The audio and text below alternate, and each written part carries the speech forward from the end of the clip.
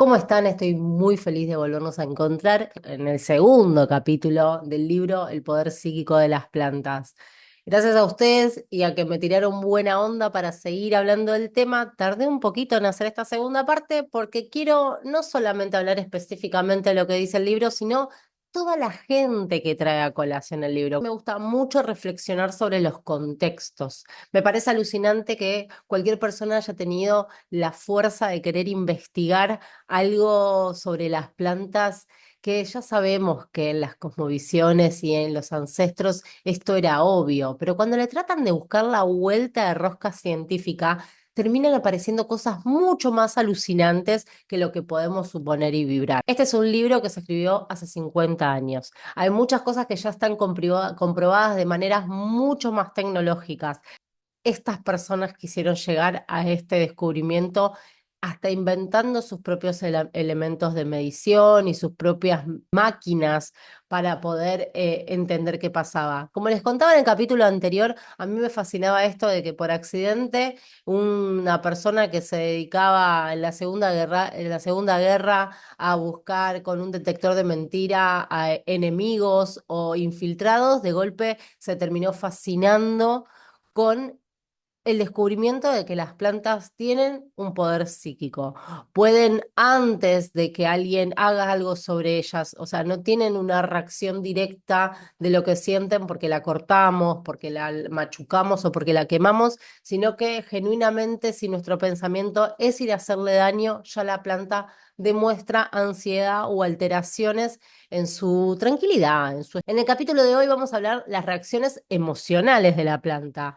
Las emociones muchas veces están ligadas al cerebro y las plantas no tienen cerebros. Entonces vamos a hacer un recorrido por diferentes personas que nos va contando el libro que agarraron las investigaciones de unos para desarrollar un poquito más o para bifurcar, ir directamente para otro lado en el concepto o la hipótesis que se está teniendo sobre cómo ellas reaccionan emocionalmente. Traer a colación esto es una manera simbólica de querer agradecer a todos los que me dejaron un comentario.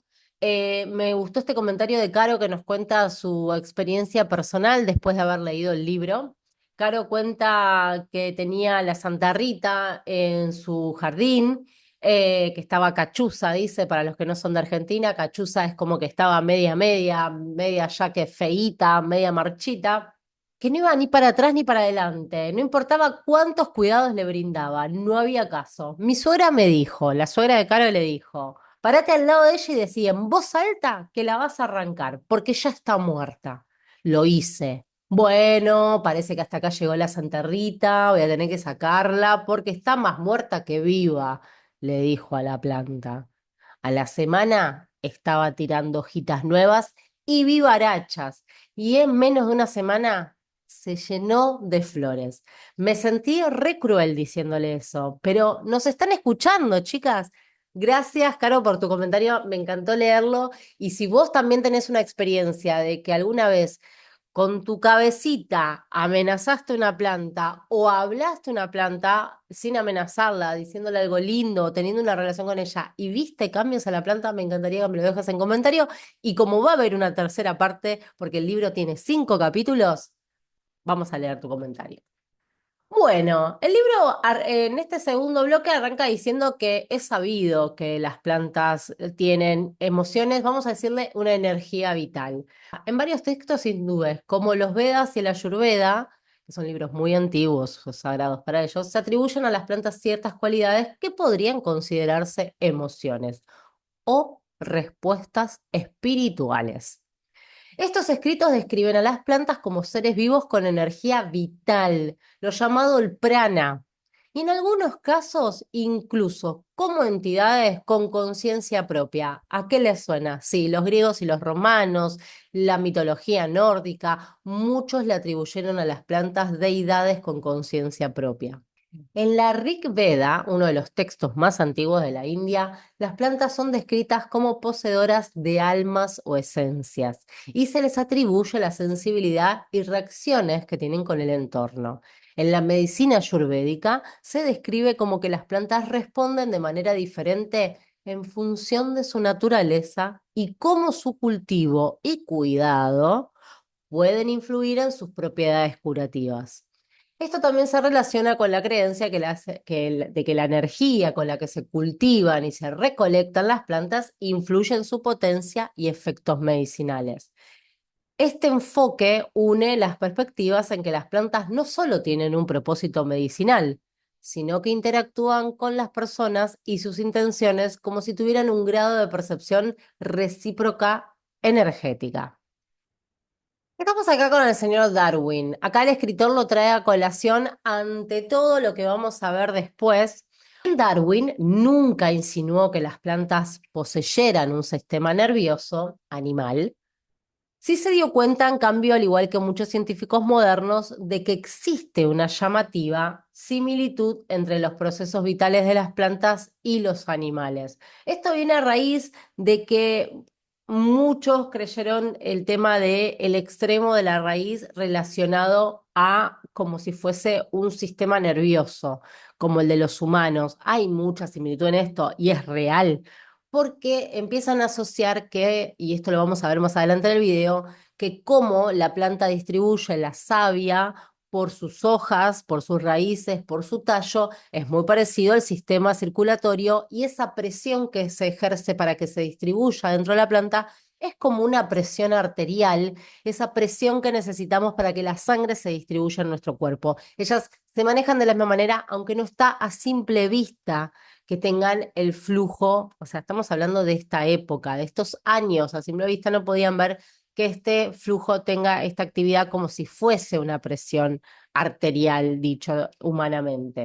La estructura celular es distinta en ambos, en animales, humanos y plantas, pero ¿qué diferencia hay en el protoplasma, que es la base de la vida, con los dos reinos? El protoplasma es esa imagen que les traigo acá al lado mío para que vean una fotografía o una estimación, no es una fotografía, es un dibujo, una estimación de cómo se veía o se analizaba el protoplasma. Darwin estaba vivo cuando esto estaba ya pegando su definición definitiva. El protoplasma es el líquido que dentro del protoplasma está todo lo que le da vida a una célula. ¿Sí? El protoplasma es orgánico y es parte de la célula y tanto las plantas, los animales como los humanos tenemos protoplasma en nuestras células. Hadish era un físico muy renombrado y dio varios inventos, muchos no los patentó y después, por ejemplo, como la onda de radio y después Marconi fue el inventor que desarrolló mejor la técnica y es considerado el padre de la radio, pero él ya estaba en estas cosas. Bose era un entusiasta por lo que estaba descubriendo y en esa época se codeaba con mucha gente. Una de las cosas que inventa que es muy relevante para lo que vamos a leer en este libro es esto, el crescógrafo. Esto hace que mida la planta sus movimientos que son no visibles para el ojo humano porque son muy lentos, pero la máquina puede identificar esos pequeños movimientos y mediante estos pequeños movimientos él podía ver el estado emocional de la planta. La planta necesita mucha energía para moverse y si lo hacía era o porque estaba incómodo, porque trataba de sobrevivir o porque estaba contenta también. El crecimiento acelerado o como vimos en el primer capítulo, el rezo intencionado hacia una planta estimulaba su crecimiento. Utilizaba una serie de engranajes de relojería, miren la sutileza con la que trabajaba esta máquina, y una placa de vidrio ahumado para registrar el movimiento de la punta de una planta o de sus raíces. En el crecimiento de las plantas, sus puntas y sus raíces son la base del crecimiento. Así es como se puede medir el desarrollo del crecimiento de la planta. El mundo industrial de los alimentos, el mundo industrial de la medicina y de un montón de cosas que necesitaron de perfeccionar el crecimiento de las plantas y todo, desarrollaron tecnologías hoy en día alucinantes. Y vamos a conocer acá un par de personajes de principios del siglo XIX que obsesionados por meterse en la genética de las plantas fueron los precursores de lo que hoy tanto criticamos, que sea manipular genéticamente semillas o plantas. Pero acá quiero hacer un paréntesis, porque a mí me gusta que esta gente, a pesar de ser criticable muchos de sus métodos y todo, tuvieron ideas que nunca nadie ha tenido y hoy en día hasta las... Bueno, ya vamos a llegar, porque se lo van a confundir con Bose. Bose fue una persona que en un momento se relacionó con Paramahansa Yogananda, que era un hindú de clase media alta, un señor muy millonario de la India, pero que se encargó. Hoy en día, si hacemos yoga en América, es porque este hombre trajo en los años 1920, 1925, hizo un par de congresos en Estados Unidos donde habló de la importancia de la meditación para la vida cotidiana. Trajo muchas técnicas de los yogis de la India para que aprendamos acá en América y en general en todo Occidente y lo que hoy ya tan sabido tenemos sobre la espiritualidad. Este señor tuvo un encuentro con nuestro querido Bose y les voy a narrar esta interesante anécdota que tienen juntos que fue clave para una gran parte de la investigación de Bose. Que un lento caracol pareciera estar viajando en un tren expreso. Mirando la pantalla del Crescograph, Yogananda pudo ver un helecho muy ampliado. Cada uno de sus minúsculos movimientos invisibles, ordinarios para el ojo humano, se volvió de repente tan real como un ballet lleno de gracia. Nosotros eso que podemos ver ahora con súper tecnología, ellos poder percibirlo con estos aparatos que hoy parecen tan arcaicos, habrá sido alucinante, alucinante. O sea, estamos hablando que la persona más espiritual que había en ese momento estaba fascinada por un producto de la tecnología y de la ciencia que un físico había traído. Yogananda lo vio materialmente crecer. El movimiento era lento, pero fascinante. Cuando vos se dio un golpecito a la planta, pareció por un momento que todo su movimiento se detenía, hasta que el científico apartó la barra metálica que había colocado en su extremo. Luego Bose le administró cloroformo y cesó de crecer. Tan pronto fue revivida por el antídoto, volvió a moverse. Yogananda encontró su movimiento tan atractivo como el argumento de una película. Mientras continuó observando, vio que Bose se disponía a herir al helecho con un agudo punzón. Al ser penetrado por el puntiagudo instrumento, la planta pareció retorcerse de dolor, se agitó espasmódicamente. Por último, el científico cortó el rayo de la planta con una navaja y Yogananda vio en la pantalla una violenta agitación que pronto terminó quedando la sombra inmóvil. La planta había muerto. El científico le explicó a Yogananda que los árboles poseen un sistema circulatorio, una presión de la savia, similar a la presión sanguínea de los animales y un tubo que las hace a veces de corazón. Cuanto más profunda es nuestra percepción, más impresionante resulta la evidencia de que hay un plan uniforme que vincula a las múltiples formas de la naturaleza, algo que no hace falta comentarle a ningún pueblo originario. Bosé no llegó a esta conclusión de la noche a la mañana, su trabajo se desarrolló a lo largo de muchas décadas. La investigación comparaba constantemente una forma de vida con otra. Descubrió que cuando se toca a una persona, hay un intervalo entre el estímulo y la reacción. Muchos investigadores creían que las plantas solo podían responder a estímulos intensos, como cortes, golpes fuertes. Con su trabajo, con la sensible mimosa púdica que están viendo en la imagen, Bose mostró que las plantas pueden ser aún más sensibles que los hombres. Escribió a esta planta como altamente excitable. Descubrió que la mimosa podía ser estimulada con un choque eléctrico de intensidad 10 veces menor que la necesaria para provocar una sensación al, al hombre. A principios del siglo, otros investigadores hicieron parecidas observaciones acerca de la mimosa púdica y notaron que este árbol era más sensible cuando las hojas estaban creciendo con mayor rapidez. Durante los periodos de mayor crecimiento, el follaje de las mimosas reaccionaba intensamente tanto al aire como al más leve contacto, que le hacía que la planta de inmediato cerrara sus hojuelas y se inclinara a sus pedúnculos. El experimento siguiente la llama chamuscó la punta de unas hojas más pequeñas. El resultado fue sorprendente. La hoja se contrajo como si hubiese experimentado el más agudo dolor. Bosé llegó a la conclusión que los vegetales estaban realmente dotados de un sistema nervioso. Por lo tanto, clavó agujas metálicas en las plantas buscando el cable, la venita, que transmitiera los mensajes de una u otra parte del vegetal. Sabía que si la aguja no entraba en contacto con el tejido conductor, nunca podría captar los mensajes transportados en el sistema nervioso de la planta. Bose refiere que acertó y localizó los nervios incrustados en tejidos no nerviosos mediante el empleo de una sonda eléctrica y que fue posible localizar el tejido conductor con una extensión mínima.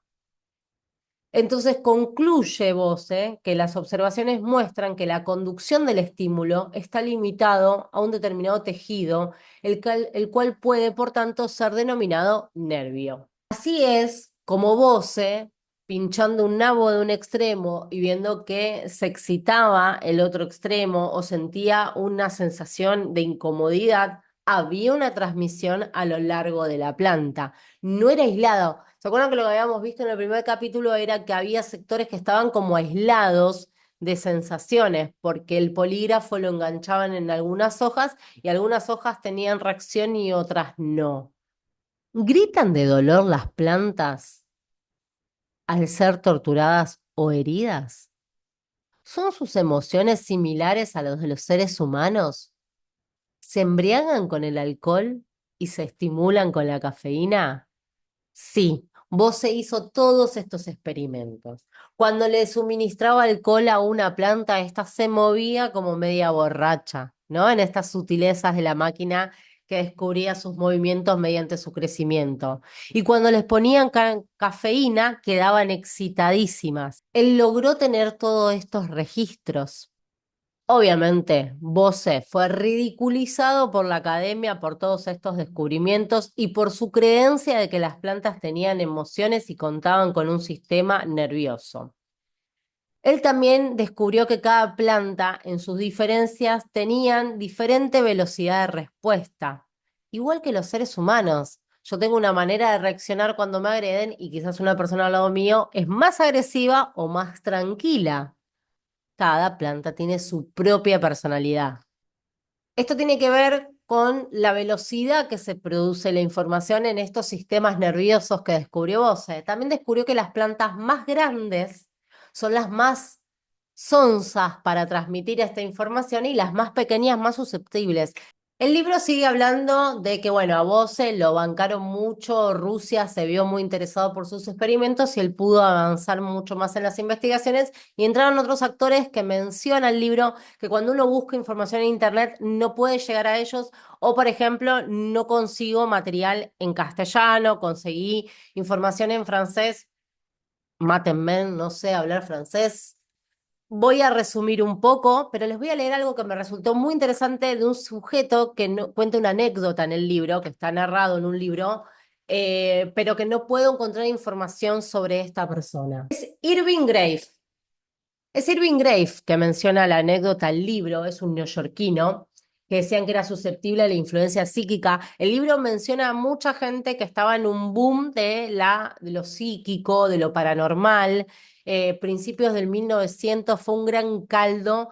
1910, 1920, los años locos de New York tienen mucho de estos personajes que uno después no puede encontrar información en internet trascendental pero que están mencionados en el libro este de John Bittman, así que quiero leerles esto porque me pareció fantástico.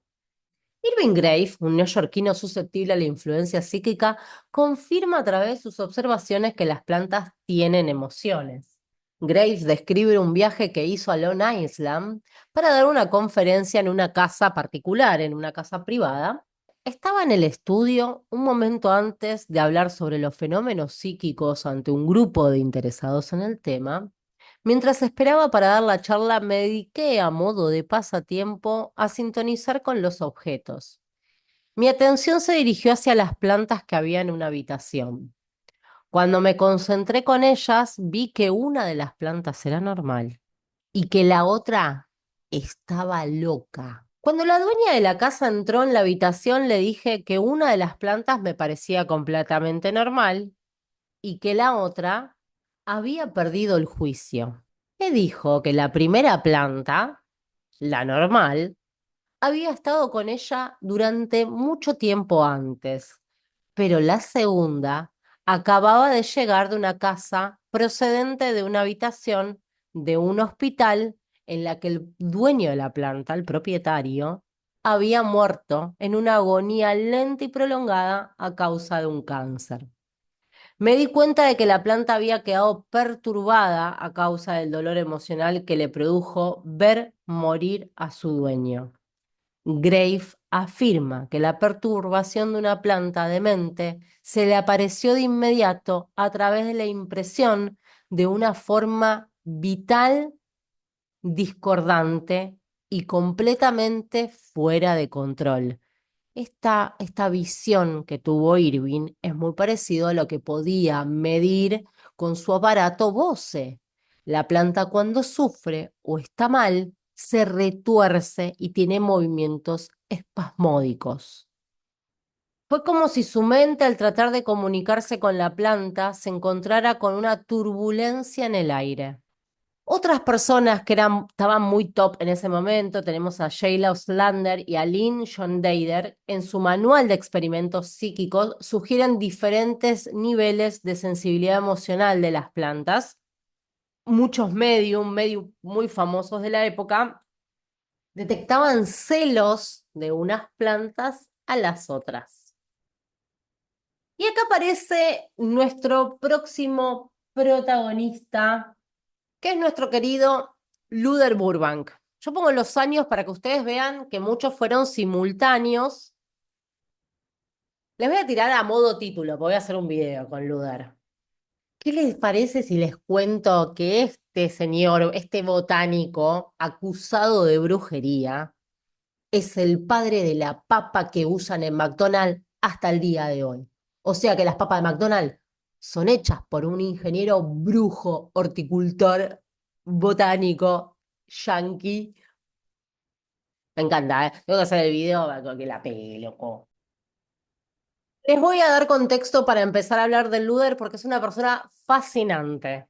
Luther Burbank era un entusiasta del genetismo de las plantas. Desde muy chico sintió mucha fascinación por querer cruzar plantas. Su obsesión era hacer ciruelas sin carozo, lograr que plantas florezcan todo el año, fusionar una planta con otra. O sea, es el padre de muchas frutas que hoy comemos hoy en día porque él las fusionaba para que sean más... O sea, el pomelo, que no es un invento de él, pero el pomelo es un invento del hombre, por ejemplo. Dicen que de los asiáticos, entre buscar algo no tan dulce como la naranja y no tan agrio como el limón, y así salió el pomelo. Bueno, Luder es el padre de muchas cuestiones genéticas que después hicieron a la industrialización de los alimentos, ¿no? Porque Burbank termina haciéndose muy reconocido porque lograba que los cultivos necesiten menos pesticidas, porque los hacía fusionar con plantas quizás que tengan una propiedad más antiparasitaria o que no sea tan atractivo para los bichos. Él iba logrando todo esto. Fue muy discutido, sobre todo hoy en día sería una persona prácticamente cancelada, pero yo no veo en este señor un Monsanto. Yo veo un curioso que no tuvo por momentos mucha ética en el mundo vegetal, pero es propio de los que rompen las barreras de lo que es posible y lo que es imposible. Son los que juegan un poquito a ser el creador del universo y a crear sus propios caprichos, vamos a decirlo, de las especies. Muchos animales que fueron usados para la agricultura, para el desarrollo tecnológico del hombre a medida que iba evolucionando, son híbridos que son fusiones que hacen entre animales. Justamente por eso Luder es el padre de la papa que prefiere hasta el día de hoy McDonald's, porque es una papa de cáscara fina, con una gran pulpa blanca delante, de un gran tamaño. ¿A qué le suena eso? Mayor producción, mayor rendimiento de la materia prima, y esto es todo un invento de Luder, ¿no? Él mezclaba muchos tipos de papa. Una vez que vendió la patente de esta papa que inventó, que tiene el apellido de él, Burbank, esa papa, él con ese dinero se compra un terreno en California y es donde empieza a desarrollar su mayor cantidad de experimentos. Por eso sería hoy en día cancelado Burbank, porque eh, usaba mucha materia vegetal y para fusionar las plantas dicen que era bastante sanguinario. Entonces dicen que siempre que él estaba en alguna conferencia, todos le decían, ¿tienen emociones las plantas? La gente preguntaba, porque era el tema que estaba rum rum dando por todos lados. ¿Pueden responder cuando se les habla? ¿Tienen un modo de responder al amor? ¿Qué poder psíquico tienen las plantas? Estas eran las preguntas que muchas personas dedicadas a las plantas le hacían al mejor cultivador del mundo a principio de siglo, el señor Ruther Burbank. Se rumoreaba que Burbank, que hablaba con las plantas y muchas personas creían que él podía comunicarse. Él se reía ante esto y decía, pero por favor, las plantas no tienen cerebro, ¿no? A pesar de esa respuesta, los hechos mostraron que Burbank sí creía en su extraordinaria afinidad que tenía con las plantas, pero esto se da porque Burbank tuvo familiares videntes, consideraba que su don psíquico era heredado. Pensaba que su madre le podía enviar mensajes y él recibirlos mediante telepatía, que era una facultad que él había también heredado junto con su hermana Emma. Estamos hablando que Burbank entonces tenía una madre psíquica y una hermana que telepática, que podía entender mensajes telepáticos. Emma también estaba convencida de que su mamá tenía conocimientos de los sucesos antes, porque tienen anécdotas que la madre podía ver a un hijo herido y después el hijo sería, o sea, lo veía con el brazo partido. La madre pudo interpretar que el padre iba a tener un infarto en algún momento y el padre termina teniendo un infarto. Bueno, un montón de anécdotas terminan afirmando que la madre manejaba cierto poder psíquico y Burbank se ve que lo heredó, por eso se lo fue como acusado medio de brujo también. Pero Burbank iba más allá y no se creía que solamente era un don de él, sino que tenía cierta sensibilidad, que todos podemos tener el don. Yo coincido bastante con Burbank.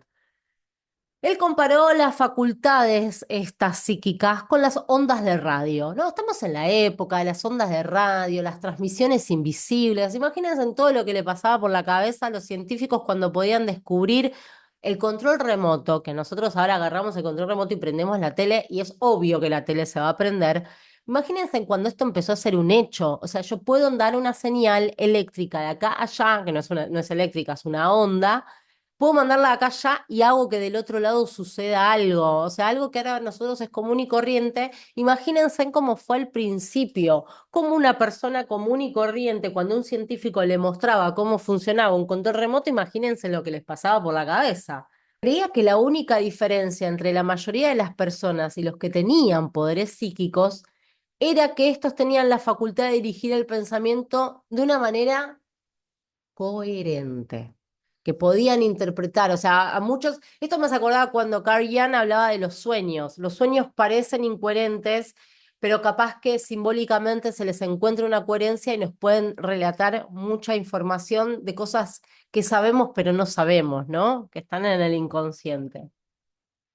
Él creía que la mayoría de las personas podían transmitir sus pensamientos, pero solo eran capaces de hacerlo de una manera esporádica. En suma, Burban consideraba que los pensamientos eran cosas, a pesar de ser invisibles. Creía que consistían en descargas similares a la energía. Hoy por hoy esto es una obviedad. Cuando hablamos de manifestar, hablamos que con la energía que emitimos acá podemos lograr que muchos patitos se alineen a nuestro alrededor. Esto ahora a nosotros nos sucede, o sea, nos suena más moneda corriente. Pensar, saber que el pensamiento es energía ya es algo que lo tenemos súper empapado hoy por hoy en el siglo XXI.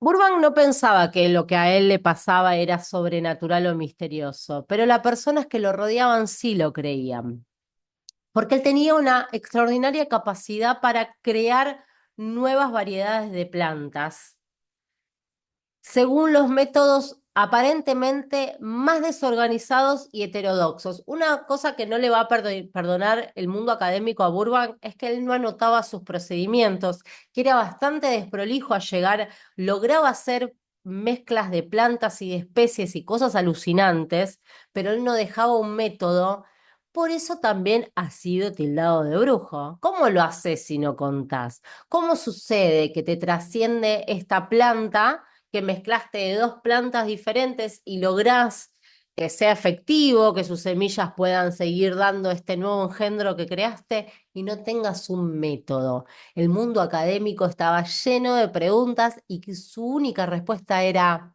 paranormal. Si el tipo no lo puede explicar, acá hay fuerzas oscuras. ¿No les hace acordar un poquito lo que pasaba en el medioevo con Paracelso, Agripa? Burbank nació en California en plena fiebre del oro, ¿no? Es un cambio muy drástico para la historia de Estados Unidos y la historia de la economía americana y, ¿por qué no mundial? Burbank era de llevar a su casa plantitas cuando era chico, cuando tenía 10 años, y cultivaba en el jardín de su casa diferentes plantas. Y su papá le decía, esto lo hace la naturaleza. Vos dedicate a otra cosa, ¿no? Como siempre, era un inútil porque estaba queriendo cultivar cosas y no de manera trascendental, no para comer, sino porque estaba investigando. Voy a leerles una parte del libro que es muy interesante sobre la infancia y el puntapié inicial de la personalidad de Burbank. El primer secreto de su arte de cultivar plantas. Él siempre imaginaba cómo le gustaría que fuesen, forjando una vivida imagen mental de lo que quería. Si quería la ciruela sin hueso, si quería que crezcan como los arándanos sin semilla. Todo lo que él se imaginaba de hacer con estas plantas, él lo proyectaba en su mente. Creaba plantas que correspondieran a sus sueños y proyectaba el pensamiento a la planta. Se parece mucho a lo que estábamos hablando en el primer video, de pensar lo que uno quiere con la planta y que la planta manifieste una reacción. Esta característica pudo haber empezado en Burbank a la temprana edad de 10 u 11 años. En cualquier caso, a medida que fue creciendo su interés por las plantas, se convirtió en una obsesión. No solo soñaba con lo que iba a hacer, también se dedicaba a observar atentamente el desarrollo y reproducción de toda planta que había a su alrededor como si fuesen sus más íntimos amigos.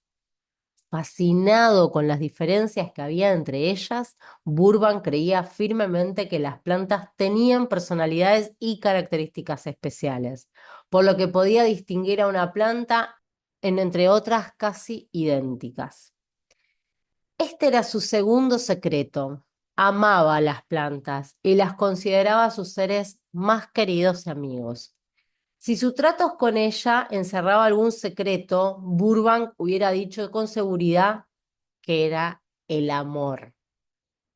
Sentía que este poder era mayor a cualquier otro y que realmente era como un alimento que podía hacer que las plantas crecieran más deprisa. Con amor era posible conseguir que produjeran flores y frutos más grandes. Creaba una relación de confianza entre él y las plantas y les rogaba su colaboración, diciéndole lo mucho que las amaba y respetaba. Esto, según Burbank, era el gran secreto de su éxito. Por supuesto, Burbank combinaba este amor con el trabajo duro. Aunque nunca se refirió a su capacidad de cultivador como un trabajo, a los 70 años todavía pasaba en el campo al menos 10 horas diarias. No. Fue esta dedicación a las plantas que le proporcionó su primera oportunidad siendo un gran joven agricultor. Esta selección natural darwiniana de que el que más adaptado sobrevive, él lo trataba con, mediante arduas horas de observación, lograr que mejorar la genética, y esto algo sucede mucho con el cannabis medicinal y con muchas cosas, lograr que la genética se perfeccione observando qué tiene alguna de las plantas de las observadas a diferencia de las otras. Esta tiene más tendencia a crecer más rápido.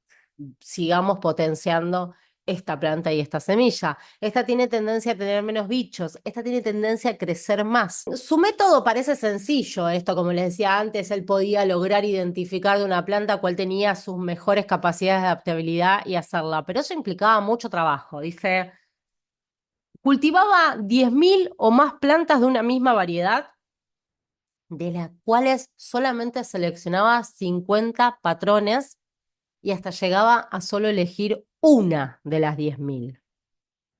Luego, a partir de la planta o planta seleccionada, cultivaba otros 10.000 plantones de esa, continuando este proceso selectivo hasta lograr la planta que quería.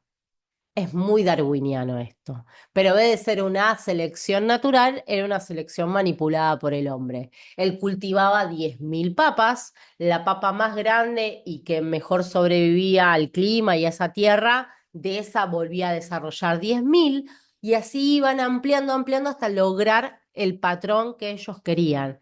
En este camino había mucha materia vegetal que se desaprovechaba. Empezó su trabajo, por ejemplo, los castaños necesitaban 25 años para dar fruto. Cuando terminó su experiencia, logró que el fruto saliera a los 18 meses.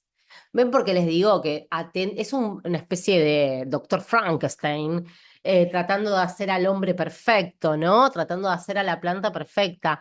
Pero la base de esto es la productividad. Por eso es tan cuestionable interferir en la naturaleza para que sea productiva para el hombre. A lo que yo, siendo un poco más objetivista, como el movimiento objetivista tal, les digo, si somos tantas personas en el mundo, ¿no es necesario también meter un poco de mano para que las producciones sean y den alimento a mayor cantidad de personas? Lo dejo, pueden dejarme en comentarios si están de acuerdo o no conmigo. Ustedes verán que muchas veces a mí me encanta respetar la naturaleza y su ciclo, lo comento en todos mis videos, pero también soy una gran entusiasta del humano. Fue capaz de llegar obsesionándose con ideas de romper la barrera de lo natural. Es muy discutible ni hablar. ¿Quiero que el mundo se vuelva insensible? No.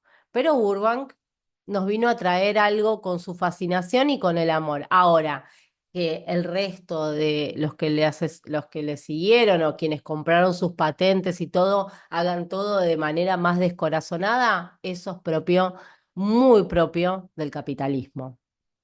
Hay una cosa muy linda que menciono en un momento en el libro que ahora no la puedo encontrar para leérsela textual, pero para que el video no se me vuelva tan extenso, él dice que cuando una planta tenía muchas espinas, él le decía, no te tenés que defender de mí, no largues tantas espinas, no tenés que nada protegerte, yo no te voy a hacer nada. Y que así lograba que los sucesivos cultivos tengan cada vez menos espinas.